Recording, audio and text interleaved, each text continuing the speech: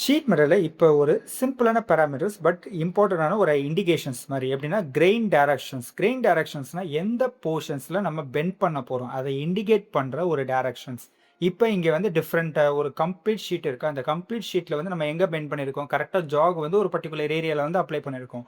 இங்கே எங்கே bending directions வந்து நம்ம அப்ளை பண்ணுறது அதுக்கான இண்டிகேஷன்ஸ். இப்போ அந்த ஃப்ளாட்டன் ஏரியா வந்து நான் பிக் பண்ணியிருக்கேன். ரைட் கிளிக், எடிட் ஃபீச்சர்ஸ் கொடுத்தாச்சு.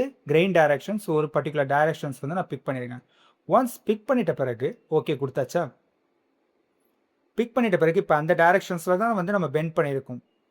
அதே அப்படியே இப்போ கிரெயின் ஷீட்டில் வந்து நான் இண்டிகேட் பண்ணுறேன். ஏன்னா கம்யூனிகேஷன் ப்ராசஸ்க்காக எப்படி நம்ம பெண்ட் பண்ணணும்னு ஒரு இண்டிகேஷன்ஸ் மேனுஃபேக்சர்ஸ்க்கு வந்து கம்யூனிகேட் பண்ணுற மாதிரி. இது அப்படியே வந்து இப்போ ஷீட் மெட்டலோட சைஸை வந்து இன்க்ரீஸ் பண்ணியாச்சு. இன்க்ரீஸ் பண்ணிவிட்டு ஃப்ளாட்டன்ற டைப்பை பேஸ் பண்ணி அப்ளை பண்ணியிருக்கேன். அப்ளை பண்ணிட்ட பிறகு பார்த்தீங்கன்னா இப்போ டேரக்ஷன்ஸை நம்ம டிஃபைன் பண்ணணும். டிஃபைன் பண்ணுறது சிம்பிள். இதில் டேபிளில் பென் டேபிள் வந்து நான் பிக் பண்ணியிருக்கேன். பிக் பண்ணிவிட்டு இந்த ஓவரால் ஷீட் மெட்டலில் சூஸ் பண்ணியாச்சா. சூஸ் பண்ணிவிட்டு என்டர் பார்த்தீங்கன்னா ஆட்டோமேட்டிக்காக வந்து நம்மளுக்கு எந்த டேரக்ஷன்ஸில் கிரெயின் வந்து அப்ளை பண்ணணும் அதுக்கான டேரக்ஷன்ஸ் வந்து இண்டிகேட் பண்ணது பாருங்கள்.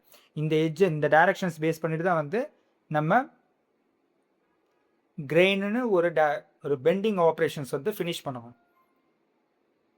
இல்லை ஆப்போசிட் டைரக்ஷன்ஸ் வந்து நம்ம சூஸ் பண்ணோம். ஆப்போசிட் டைரக்ஷன்ஸும் சூஸ் பண்ணி அந்த கிரெயின் டைரக்ஷன்ஸ் இப்படி தான் நம்ம பெண்ட் பண்ணணும். Simplest method for bending the particular sheet metal அதை இண்டிகேட் பண்ணுறது தான். Okay, thank you.